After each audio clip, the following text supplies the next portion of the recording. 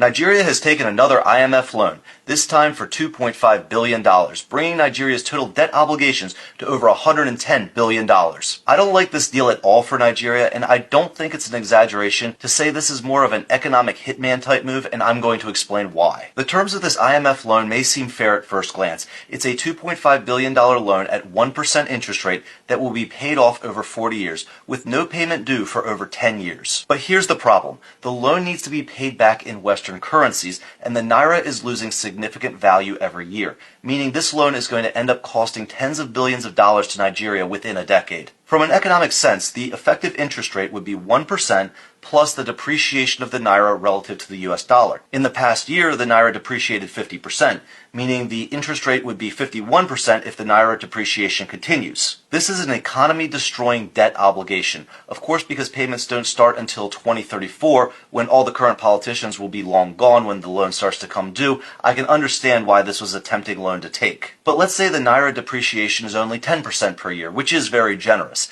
Even in this best-case scenario, that means by 2034, the principal in this loan will effectively grow from $2.5 billion to $7 billion. The payments will then be the equivalent of $1 billion a year and continue for 30 years. So for $2.5 billion today, Nigeria is agreeing to pay the Western banks $30 billion under a 10% inflation rate. But even the loan itself comes with other concessions that should worry Nigerians. Nigeria will have to keep a large portion of this money as foreign reserves, so they can't even spend much of it. They also need to end subsidies on oil, which will hurt their economy, and they will need to enact reforms which will make it easier for Western banks to compete with the domestic Nigerian banks. I understand that in many ways the current administration inherited these problems. However, the terms of this IMF loan will contribute to long-term insolvency.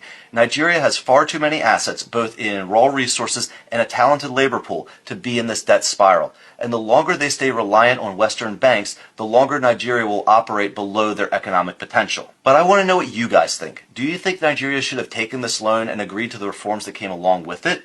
Or should Nigeria have taken the more difficult path of breaking away from IMF loans? Let me know in the comments below. And as always, if this video brought value to you, give me a like and a follow. That really helps out my channel, and I'll see you guys on the next video.